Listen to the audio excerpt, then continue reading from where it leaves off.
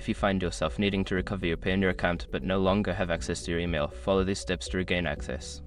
Step 1. Visit the Payoneer website. Go to the official Payoneer website. Look for the login section where you can find options for account recovery. Step 2. Select Forgot Password. Click on the Forgot Password link. This will guide you to the recovery options available for your account. Step 3. Choose alternative recovery options. Since you do not have access to your email, look for alternative recovery options such as answering security questions or using your registered phone number for verification. Step 4. Contact customer support. If alternative recovery options do not work, reach out to Payoneer customer support. Provide them with any relevant information that can help verify your identity, such as your account details or transaction history.